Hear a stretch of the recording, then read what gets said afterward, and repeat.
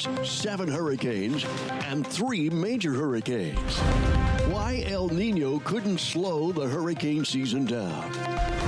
Where the 23 season stands compared to other active years, and the only hurricane to hit the U.S. coast.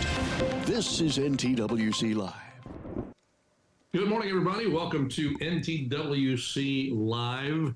Good to be back with you all on the 6th day of December, at the end, past the end of the 2023 hurricane season. This is our wrap-up show. We're going to talk about all things 2023 hurricanes, Atlantic, Pacific, and anything else that comes to mind during the course of the program. Of course, Bill Reed is with us this morning, former director of the National Hurricane Center.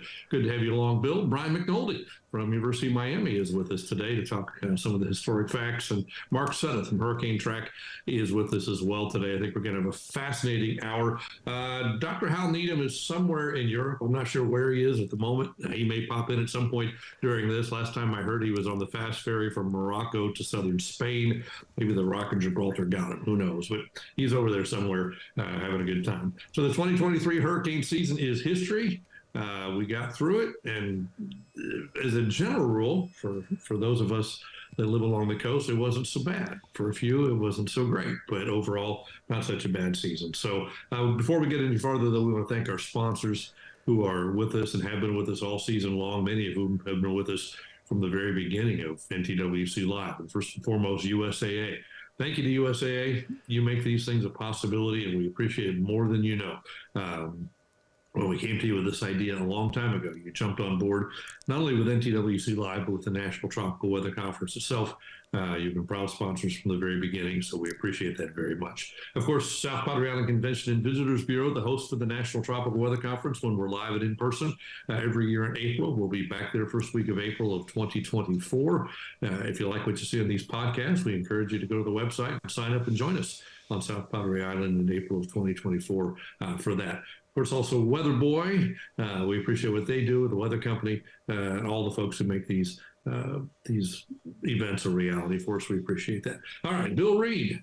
Good morning, sir. Welcome back. And since we last talked, you've been kind of traveling the world, but you're back home and ready to talk about the hurricane season. Good morning.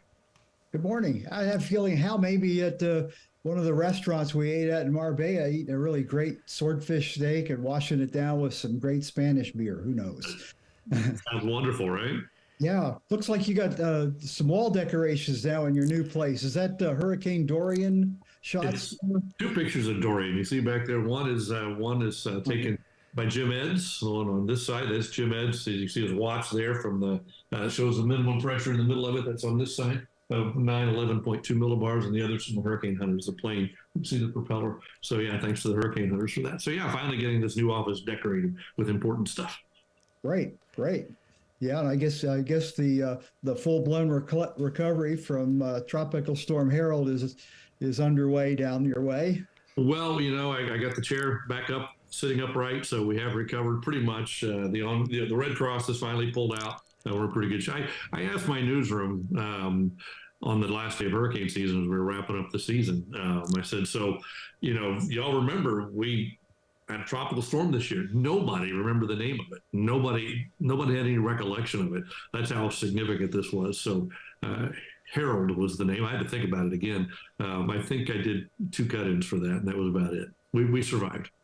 It's a good example of impacts is what makes the difference. A much stronger hurricane, a little tiny, I think it was even Cat 3, maybe Cat 4, Hurricane Brett in 1999 came across the Padre Island north of you guys and augured in, wiped out a bunch of Santa Gertrudis on the King Ranch, and that's about it. People don't really remember that one either because it just wasn't that impactful.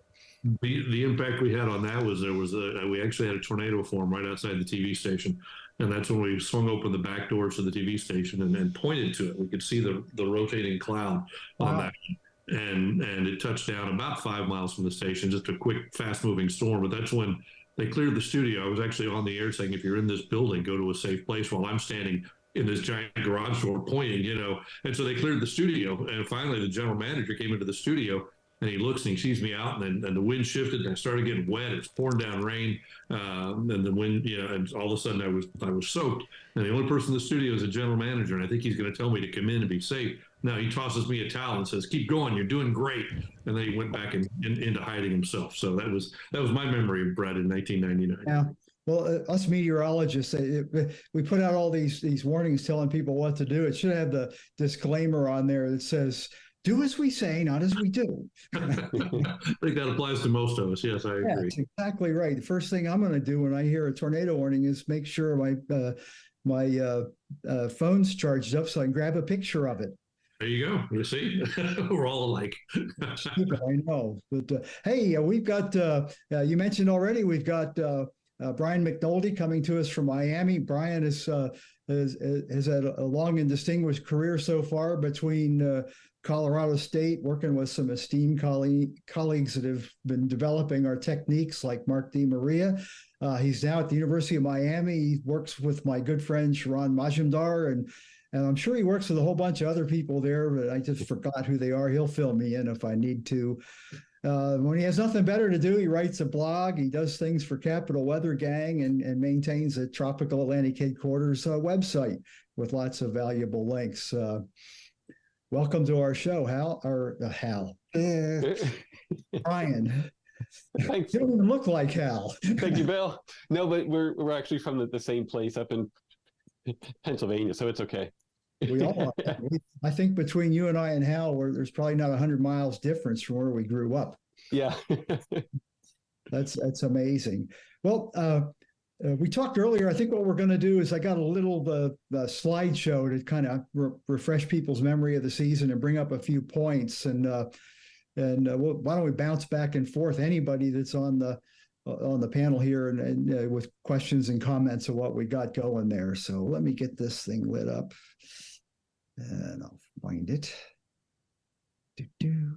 As you're doing that, my final question before I mute myself is: everybody's happy with the Final Four in football? Everybody's happy with that? No, I still rue the loss of the Southwest Conference. I just figure our Florida connection will be going, wait a minute. All right, go ahead, Bill. Very good. Well, there you have it up there, the map of the season there, and a very active season for an El Nino. Normally in an El Nino, we ratchet down to 9, 4, and 1 on average, and some years are even a lot less than that. But we were all talking with the seasonal forecast guys, remember, back in April and June and August even, of having no analog type season, no similar thing where the sea temperatures were so much above normal. At the same time, we were having a moderate to strong El Nino develop over the peak of the hurricane season. And some of the off the cuff statements I've seen is that the warm temperatures won. I think more study needs to be done than that, though I'm sure that was a major factor. I got a slide here we can break off and talk about that a little on, but 20 named storms, 19 if you're just talking about the normal season. January, just south of Halifax, he had this 70-knot storm that if you just had no date on it and had the picture up there, you would have said, oh, it's August or September. That was an amazing event there. The 7 hurricanes fits within the average. Oh, and the 20 named storms is tied for the 4th most with the 1933 season. 7 hurricanes, 3 major, which is within the long-term average. The only hurricane landfall in the USA was Idalia, which was a major hurricane in the Florida Big Bend, and was intensity-wise, I think, was a record setter for that region of the coast, at least since our record keeping has been going on. Otherwise, the Western Caribbean and Gulf had a quiet year, and if you just chopped our map off somewhere in here and only had a few storms, you say, oh, yeah, typical El Nino, nothing going on in the Western Caribbean. So part of it looked like an El Nino year, and part of it looked like everything was all systems go. Yeah, Bill, can I hop in there quick? Great. I think related to that, it's really striking. So aside from the 1.5 days of Idalia being a hurricane in the Gulf, there was 0 hurricane activity anywhere in the Caribbean. And again, aside from Idalia for 1.5 days, the Gulf of Mexico, and than anywhere west of 72 degrees west in the Western Atlantic. It's a very strange map. Yeah. One of my first year flying hurricanes was 72, which was a big honking El Nino. And we only had one hurricane. Then it was same neck of the woods. It was Agnes. Mm-hmm. But, other than that, there was nothing of consequence in the Western Caribbean or Gulf. So not a big surprise, I guess. I like this visualization that our friend Michael Lowry put together. Basically, it's taking all the cone forecasts and doing how often they were in one, and the darker colors represent more frequent coverage, and the lighter colors less. And it basically highlights what we saw on the other map, that basically the Bermuda Triangle was not the place to be. They were under the gun much of the season with our storm activity. And this thing is a number of hours in the cone on the land on the U.S. coastline. And how many years do you got? Florida and Texas have much less hours than Maine. Very unusual. Several of the storms were still pretty powerful, like Lee, when they were going up into the Atlantic Canada area, and they were close enough to Maine to warrant being in the cone.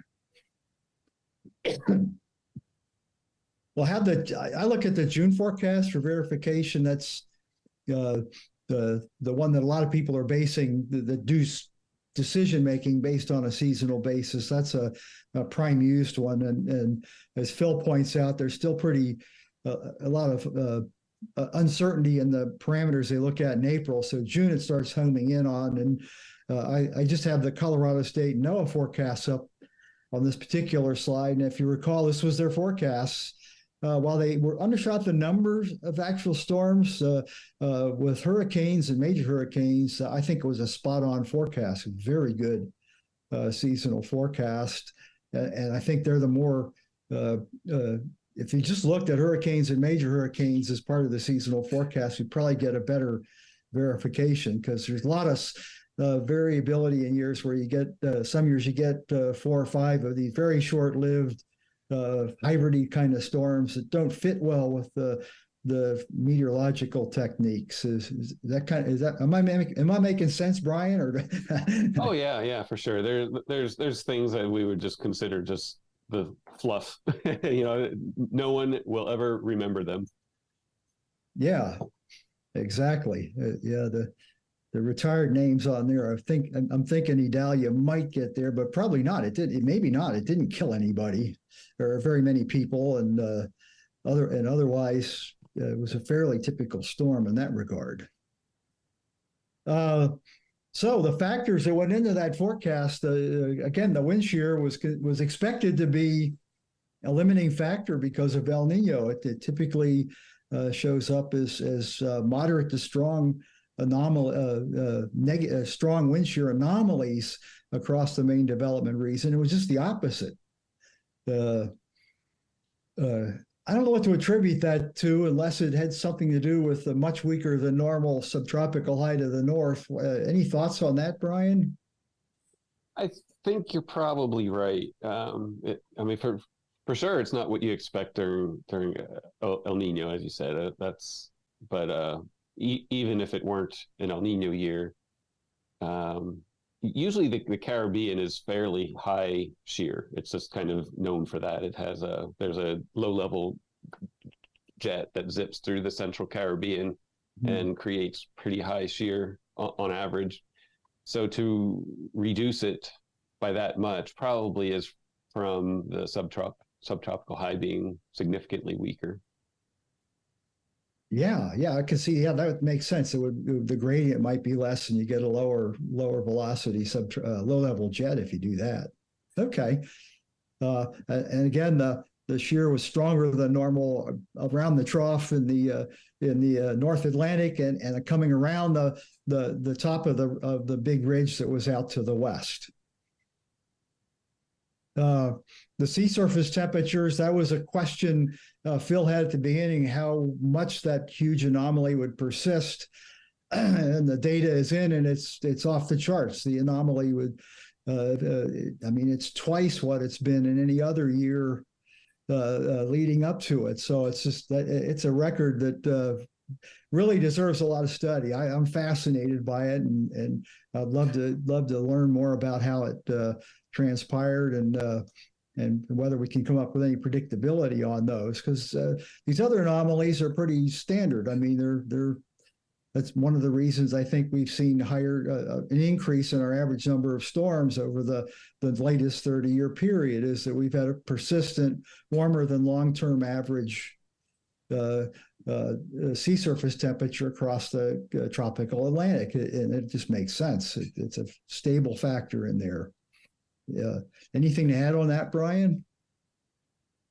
No, not really. I think it's a huge curiosity what happened with that, and we kind of saw, I'll call it, migrating marine heat waves. I don't know that the heat wave itself was actually migrating or just appeared that way, because they would come and go in different parts of the Atlantic. But toward the beginning of the season, there was a very, very strong marine heat wave up in the UK. Then later parts of the season, it was down off the west coast of Africa. We had South Florida had a significant marine heat wave. And then after that, it was up in like the Nova Scotia, Newfoundland area. Just, I mean, the Atlantic as a whole was above average warmth, but these intense marine heat waves, I can think of those 4 off the top of my head that really stood out and helped increase that. And I don't know why. Yeah. And I would think once you have that, especially in the peak of the hurricane season, that heat that's generated doesn't go away anytime soon. There's nothing to mitigate it. Yeah. The ocean is not something that changes quickly, and I guess really a huge unknown at this point. I mean, the Atlantic even right now is still record warm. Yeah. So a huge question going forward is it still going to be as we head into next hurricane season? Yeah. I'll hit that with the next slide, but I almost forgot one point. This is a linear correlation line in here, but if you actually look at this carefully, it was trending up into the mid 1940s, and it was kind of flat in there. And I've been reading some stuff about aerosol content with our industrialization, and the current thinking is that this relatively unchanging low anomaly period there may have been a function of the aerosols reducing the amount of heating going on to the ocean temperature.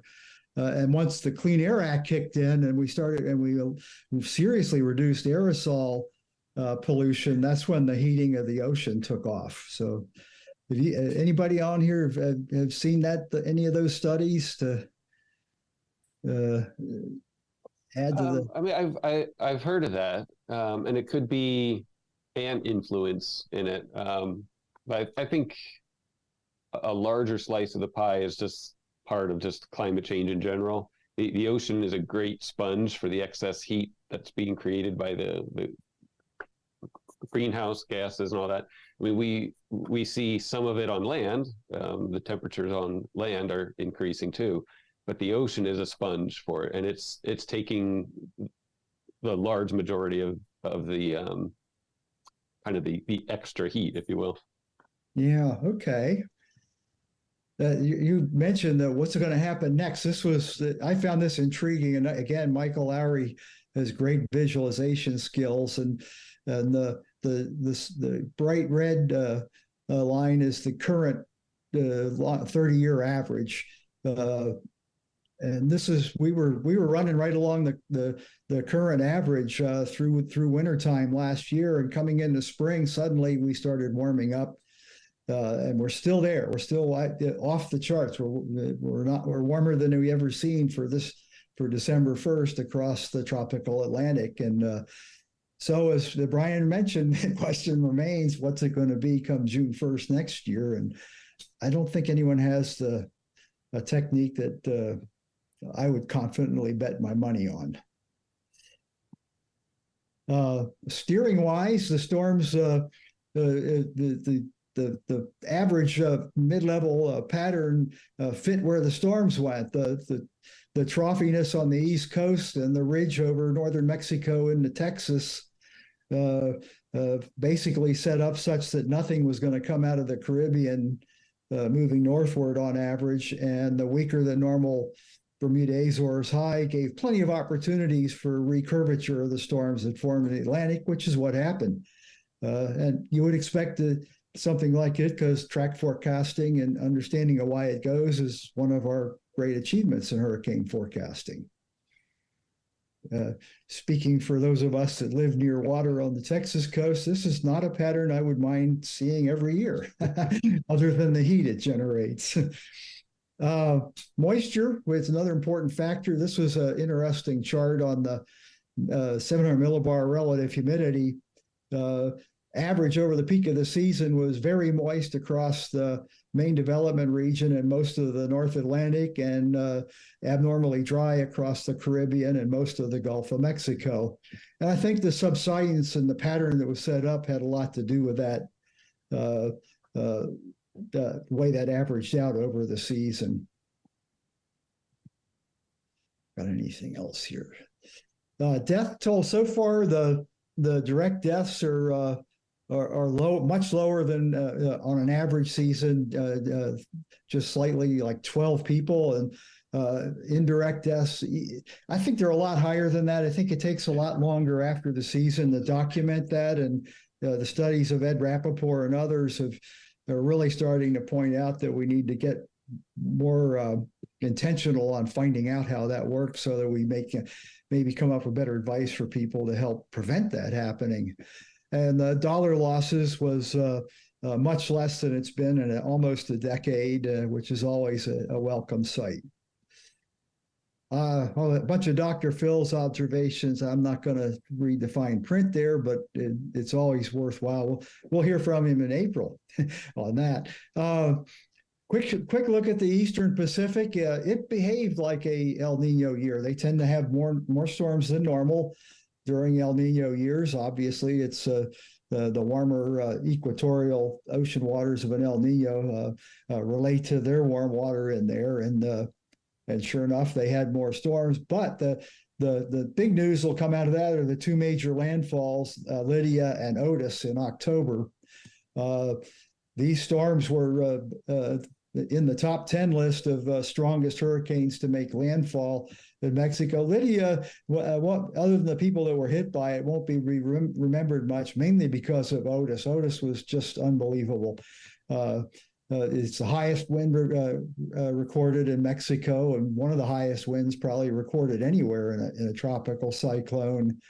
Currently listed at 50 deaths, though the comments from the people that do that kind of work said there's likely more, especially in the indirect realm, at least $10 billion in damage.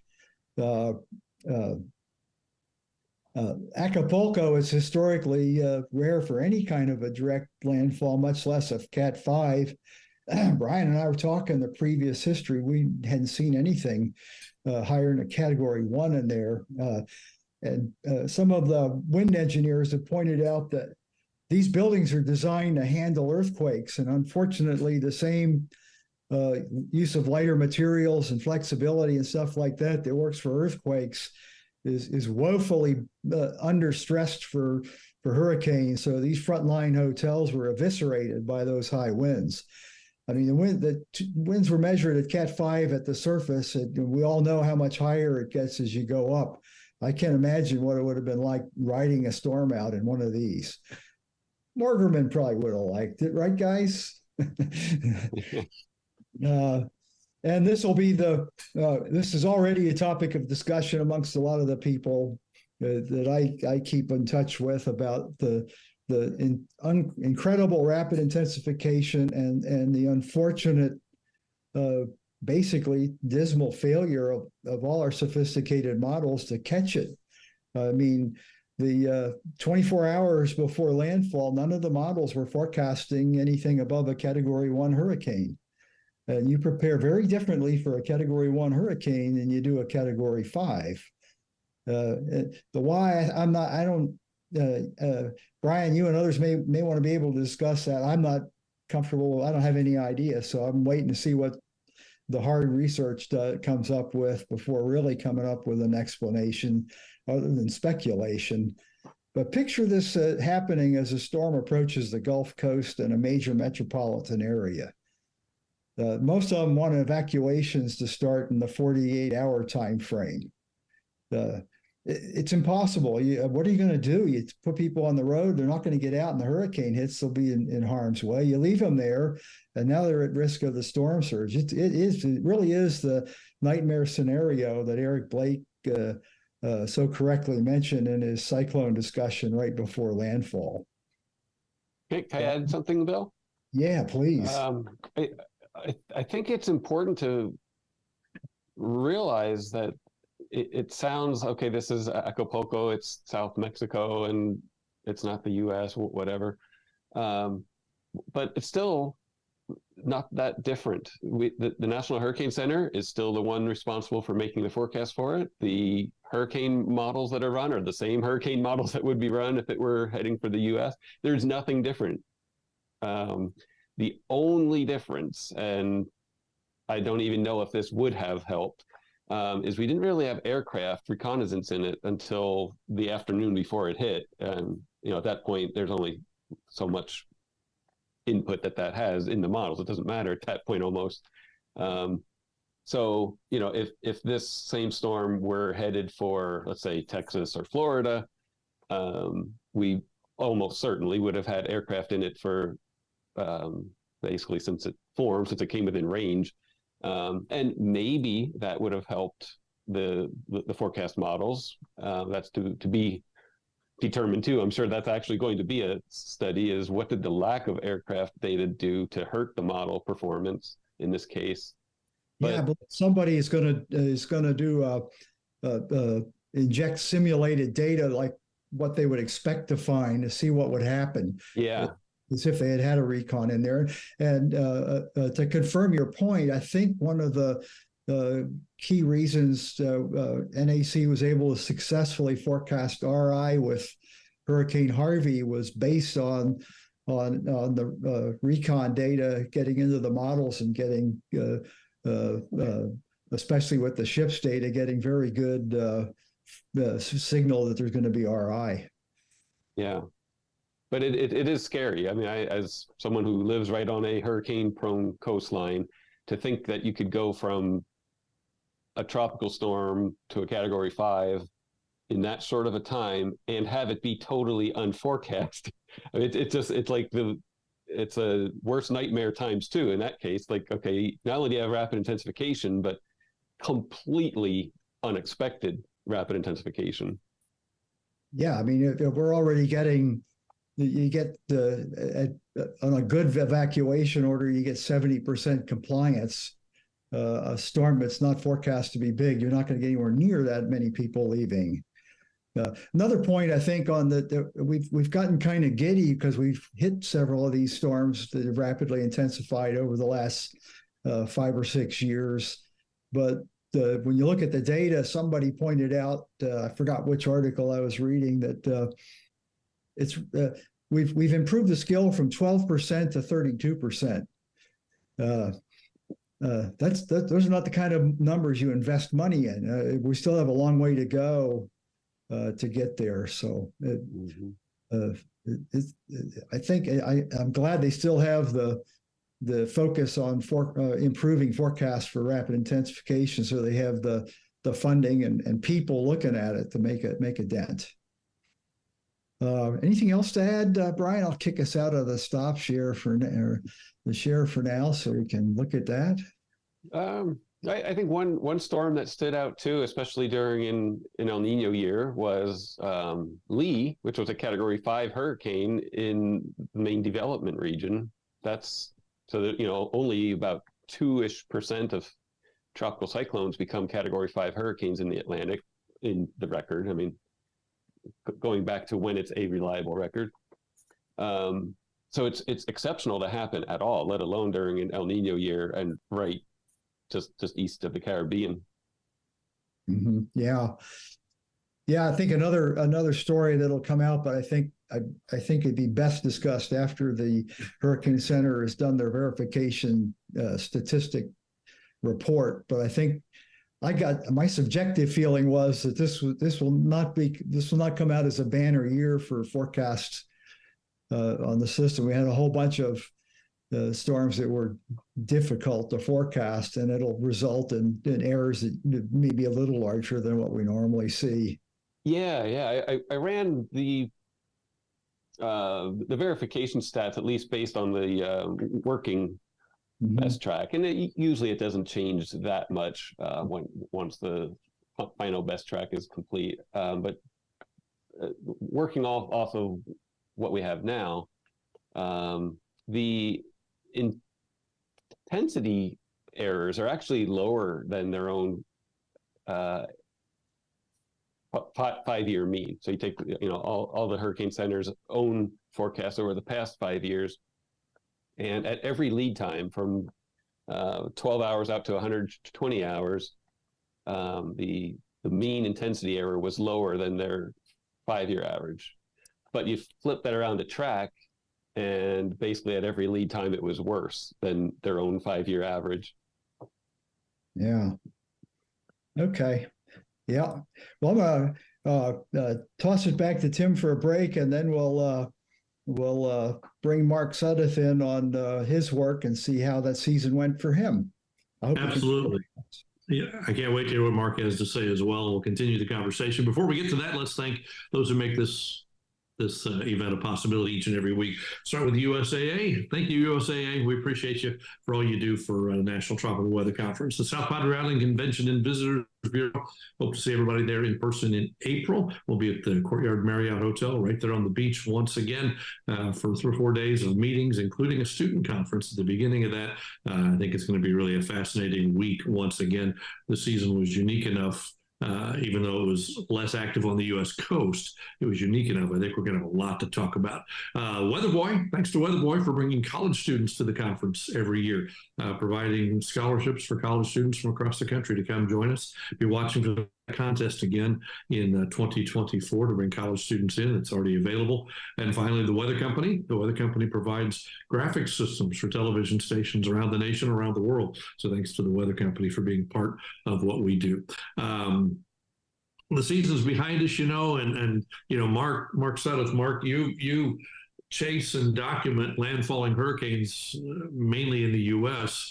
Did you feel like it was a vacation this year? Or didn't have to chase a whole lot? Yeah, I mean, Idalia for the United States, and then Ophelia here in my backyard, Idalia in Florida. But I went over to California, which let's don't leave that out. We had Hillary that came in, and in some regards, going to California is like visiting another country, and Texas is too. I mean, Texas has the slogan, right? It's like a whole other country. So I went from Palm Springs to South Texas for Harold, so Hillary to Harold. And then, of course, we had Idalia, and Idalia was the most impactful.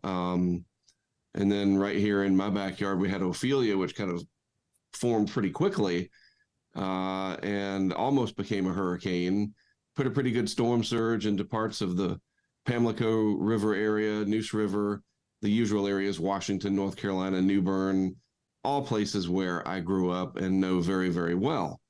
But what I want to do, if I can share my screen, I want to show you, see if this will work. Bingo. So for Idalia, that's what I'm going to cover mostly here. I was down in this area of Florida. Of course, we were pretty worried about Tampa for obvious reasons early on, but then it became apparent that the center would come in north of the Tampa Bay area. So we set up equipment across, let's go back to the map, a pretty good area of Florida in the Big Bend from Cedar Key up to Steinhatchee, Horseshoe Beach area, and really focused on that because the storm surge looked like it could be really significant.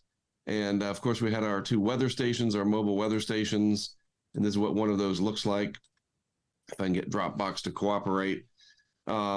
this is something that we've been doing for a number of years, trying to capture wind data in conjunction with the visual data. And then when we can do it both at the same time, this is not a picture that I took. This is a picture from the camera that's mounted about 15 feet away from the anemometer. And there's a pressure sensor in there as well. And so I'm going to talk about wind data just a little bit, because that's the cameras, you set them up and you catch what you catch, but the wind data, wind is very difficult to measure. I know that sounds like, well, how come? But, you've got to sight it properly. You have mechanical issues that can happen, local effects of terrain, the way the eye wall is, your placement. There's just a lot that goes into capturing reliable wind data. And I just want to show you first the wind and pressure relationships here. This is from Cedar Key, and we had the anemometer on that bridge there that leads into Cedar Key. So it's probably, I would say, 4 meters above sea level, so about 12 feet, the anemometer height, maybe a little bit higher.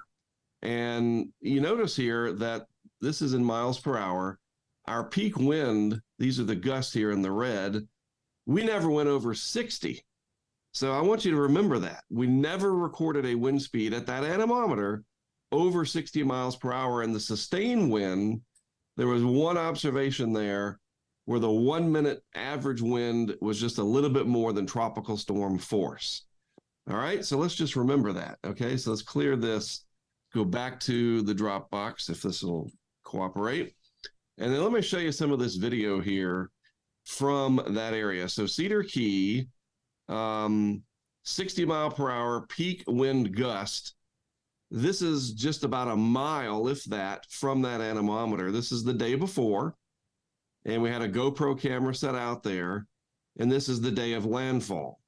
So you say, well, that's a pretty big surge. There's parts of that building, that's a tiki bar, floating away in that surge, 60 miles per hour, and then you get this pretty big surge. The two don't seem to match up. And that just shows you that surge in the different areas of the coastline are going to be very different from hurricane to hurricane. The eye wall of what was left of it, of Idalia, made landfall up near Keaton Beach. We didn't have a camera or an anemometer there, unfortunately, but we came close. So let me show you. We had one at Steenhatchee, and that was much closer to the eye wall. So we had a sharper pressure gradient, and I don't remember the exact low pressure that we got. I should probably have noted that, but certainly sub 980. But we didn't get in the eye, but pretty close. And it's a sharper gradient there overall, or just the overall passage there, as you can see, a sharper V shape. But then our wind gusts, more of them above 60, but still the sustained only at about 40, 42 miles per hour. Yet being a little bit closer to the center, the effects from the surge on the Steenhatchee were, I think, more remarkable. And you can even see a little bit more of the wind. This is early in the morning of landfall, and the river is flowing like it normally should here, out towards the Gulf of Mexico. But as the center approaches, the surge is shoved into the Big Bend area. Now the surge, this is not time lapse either. This is real time. See that car driving by there? Who's out in a major hurricane driving like that next to the river? But anyway, even 60 miles per hour, and it doesn't even look that windy in the video, but look at that surge. So that's what's really, really important that we learn from this, is that wind is important, obviously, but the impacts, in this case, the surge was such a big deal. Luckily, the Big Bend is sparsely populated compared to Pinellas County, Hillsborough County. I mean, that goes without saying. But look at all of this stuff happening, and yet the peak wind, and you can see the anemometer just on the left there, was only 60 miles per hour or so. And I just thought that was really interesting, because in our Michael video from 2018, sorry, I'm still having the leftovers of the flu here. The video is much more violent, and the surge is also much more violent. Obviously, that was a Category 5. And I just thought it was really fascinating, though, just to see how much surge can vary based on where we are along the coast. And another example, this is back in Cedar Key, right at the waterfront. This is somewhat of a mystery, sort of baked into this video. You got this Cadillac that pulls into the shot the day before landfall. This lady gets out, she takes a couple of pictures, and then she like disappears and leaves the Cadillac there, and we see what happens. But again, we got a record surge in this area. The eye passed fairly well to the north, and there's different wind speeds that were recorded down there that were above 60 miles per hour. We only had 1 point where we were, obviously, but nothing. And this is a great point here, no Category 3 wind anywhere near Cedar Key. Yet, the storm surge, one could argue, was close to catastrophic. I mean, it didn't wipe out everything, but that's a pretty nasty surge coming into the Big Bend that, had that surge come into Tampa Bay, obviously would have been, you would have had a much more than a couple $2 billion hurricane, right? So to me, Idalia was a very interesting storm, hurricane event overall for a number of reasons, the least of which that, of course, that eye wall collapsed those last few hours. It was a fairly small core. And I think that explains a big reason why our two anemometers, as close as the one at Horseshoe Beach was, or Steinhatchee was to the eye and the eye wall, close doesn't count, and so it also says, hey, we need more instrumentation out there. We got plenty of these cameras, have something like 20 of these live cams and GoPros, and I think Brian would second this, that wind data especially is very difficult to obtain for a lot of reasons. Technically, like I said, there's gremlins that are always trying to get you. You got to sight it properly. You have mesovortices if you're in that eye wall. There's just a lot of complexities, but I love the challenge, and we're going to keep pushing forward. Now we've got 4 of these weather stations that we can put out, but even 4, talking about observations, and University of Florida still has their coastal monitoring program. I work with Dr. Ryan Miras up here at UNC Wilmington, who's a coastal engineer that works for some of those people. You think about Dr. Forrest Masters and what they're doing. I think Clemson hopefully still has their wind team. I'm not sure. A few of the storm chasers have vehicle-mounted anemometers. Everything helps, but man, the lack of really solid wind data bothers me. And I want to try to help solve that problem going forward. Again, the camera stuff, I don't want to say we've mastered it, but we've gotten really good at it over the last 19 years. Hard to believe it's been that long. So in that regard, a slow season hurts scientists trying to capture data because you don't get to keep practicing and getting better at it. So it's a weird double-edged sword. It's great for the public, absolutely. And it's always going to be, hey, we're going to defer to that. It's 2 thumbs up that nobody in South Texas really remembers that it was Harold, right?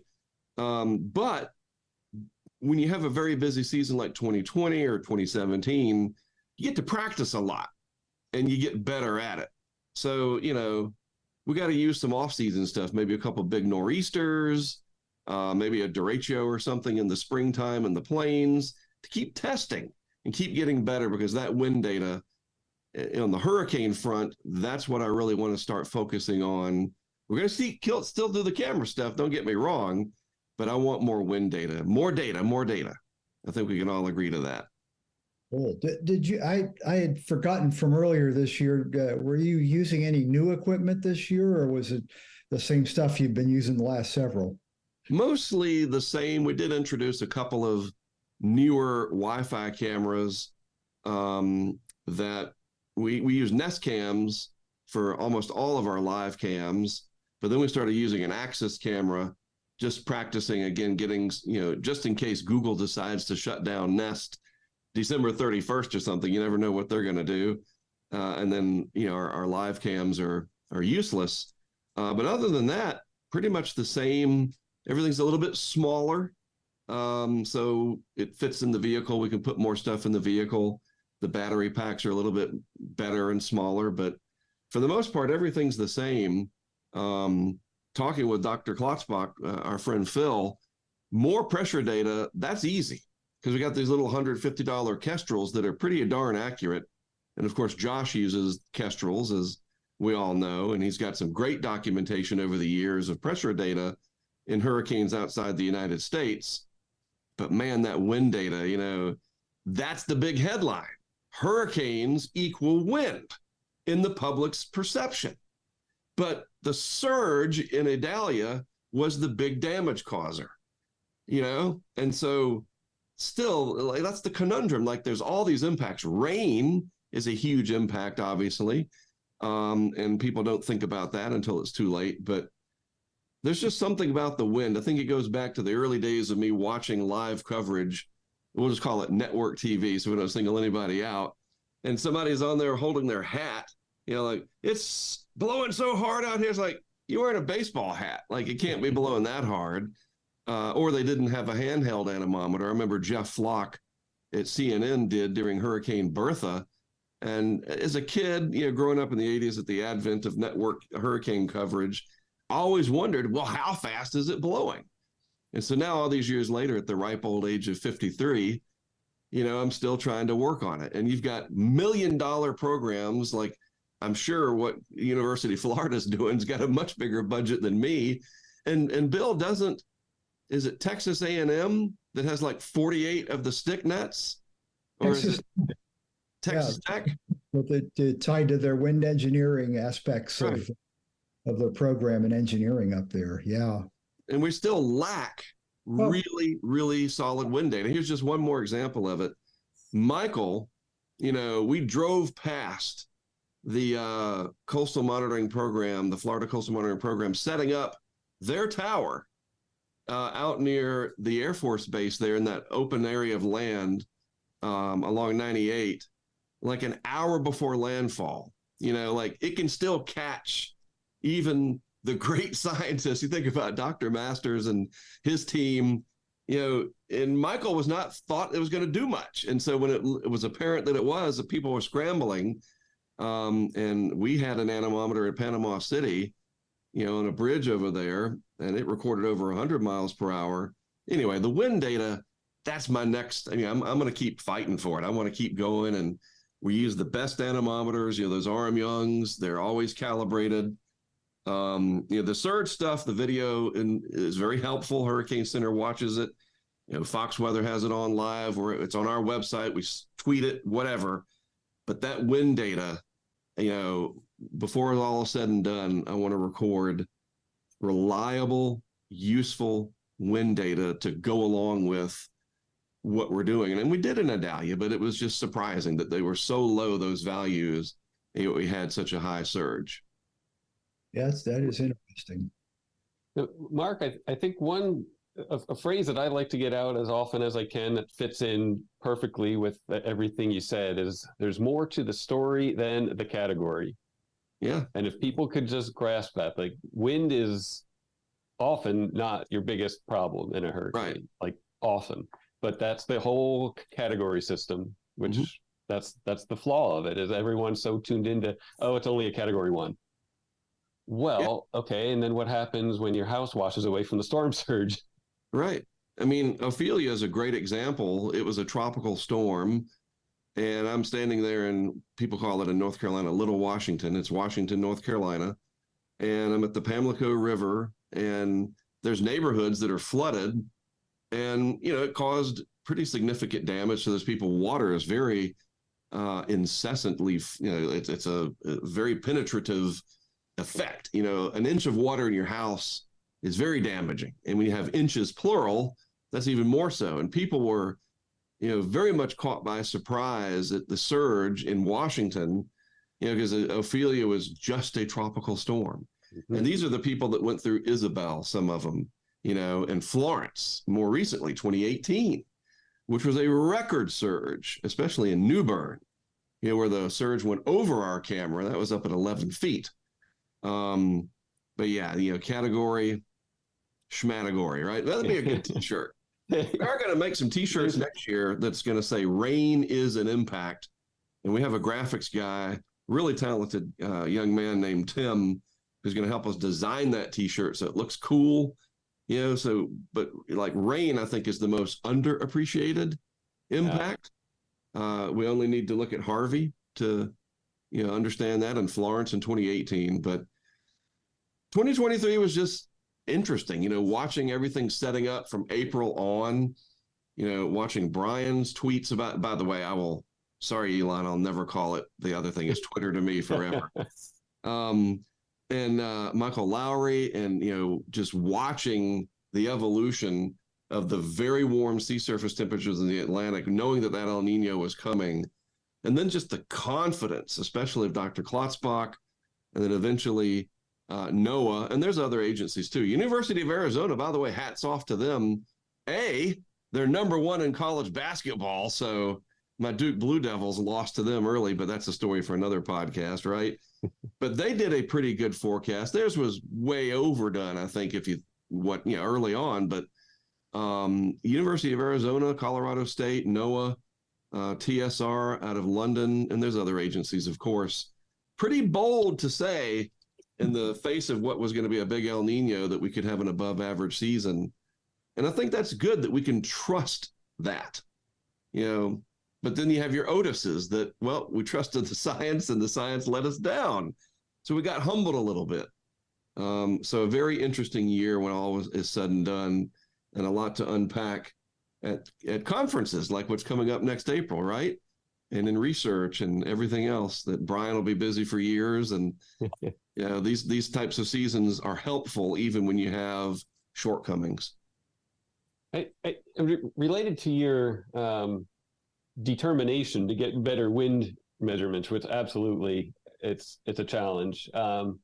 There's a paper from 2014 that David Nolan and others here at the University of Miami wrote, that was on the limits of estimating the maximum wind speeds in hurricanes. And they utilized a very realistic, high resolution numerical model of a hurricane, and could place make-believe instruments anywhere they wanted, as many of them as they wanted, and just say, what did the wind do here? What did it do?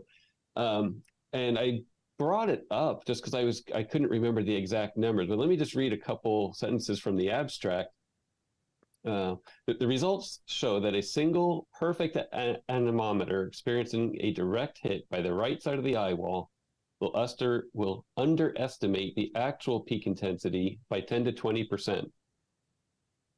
Even an unusually large number, example 3 to 5, experiencing direct hits by the storm together will underestimate the peak winds by 5 to 10%.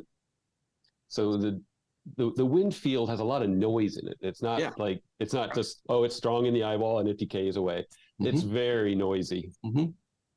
And when we saw that in Laura, just visually from our camera, let's think about our GoPro camera that we had that was aimed at the, the Capital One building in Lake Charles. And you could see that noise just in the video. And that's why we talk about video being data, that you would get these periods of incredible downburst that you could see scrape the building. Like it looked like an invisible hand, like King Kong did it or something. Seriously, it was unbelievable.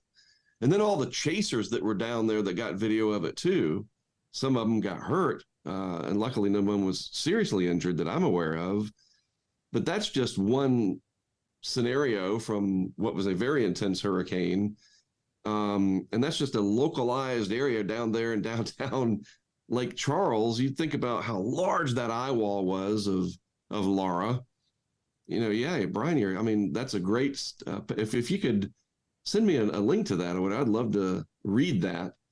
You could have hundreds of wind towers, perfectly sighted. It is tough. It really is.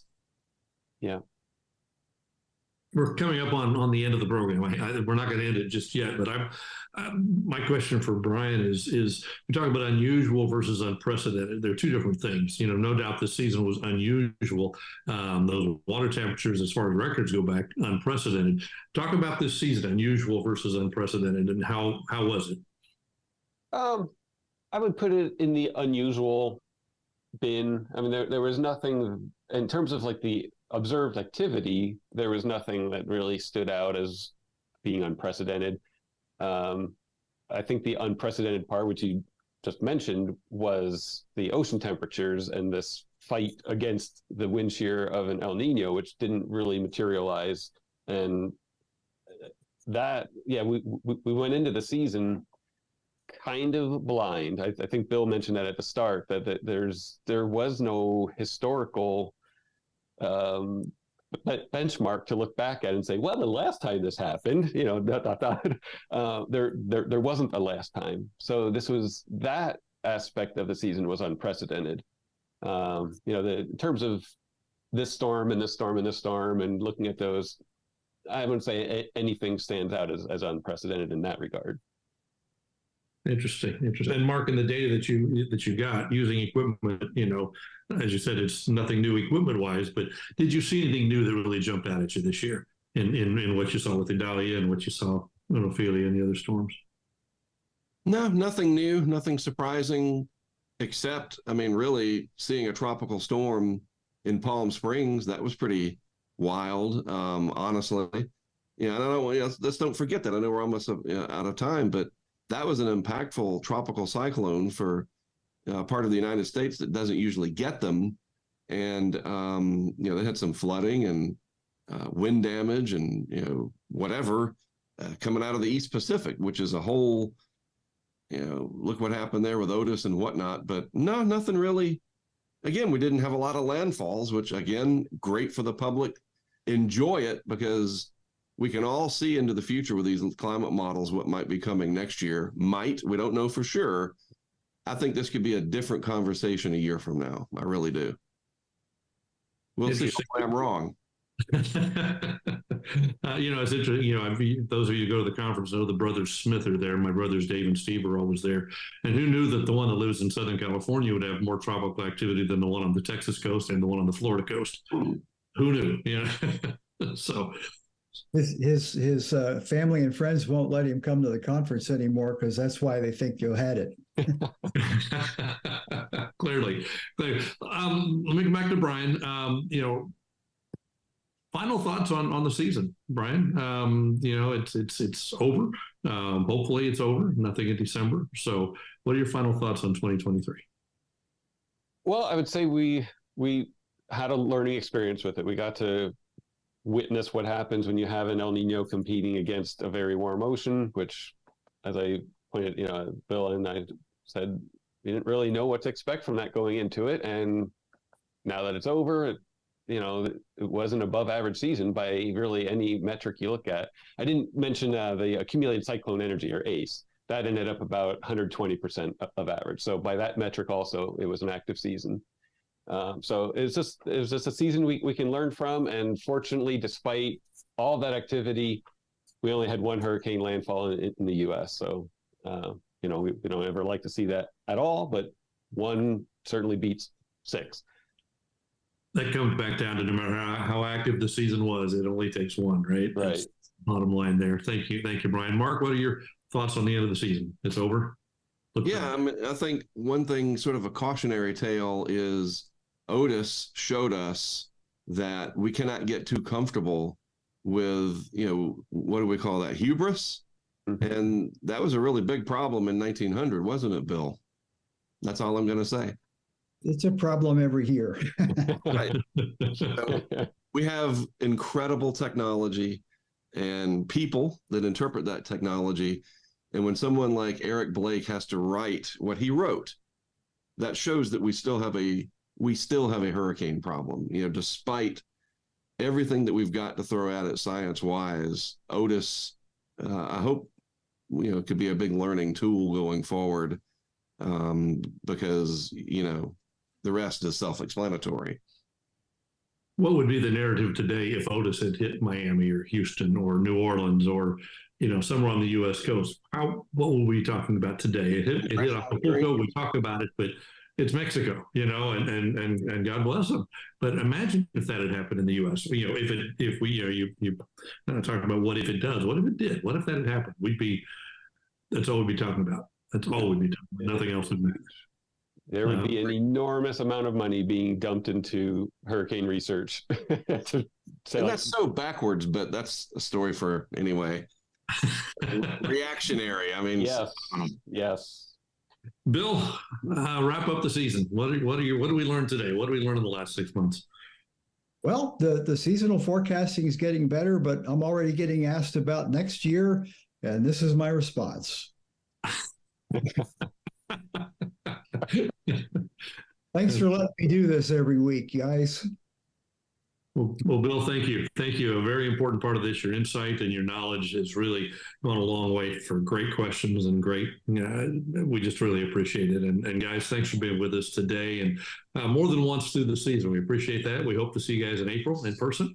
And all of you watching at home, the regulars that are with us, Casper and James and everybody else, thanks for that. Hope to see Kylie, maybe winning one of those scholarships from Weather Boy. Hope to have you all there. This program possible because of our sponsors, USAA. Of course. Thank you, USAA. Thanks to the South Padre Island Convention and Visitors Bureau. We couldn't do it without you. And we look forward to seeing everybody at South Padre Island again. Weather Boy, thanks for those scholarships. And the Weather Company, thanks for all that you've done. And the others who've been part of what we do each and every year. We appreciate that. All the guests we've had this year, we've had dozens and dozens of guests, some amazing topics. Every aspect of hurricanes, I feel like. If you're watching, there's some aspect we didn't touch on, let us know. We'll try to touch on it next time around next year. So that's it for the 2023 hurricane season. It's 11 o'clock. We've been going for an hour, 11 o'clock Central Time. We'll be back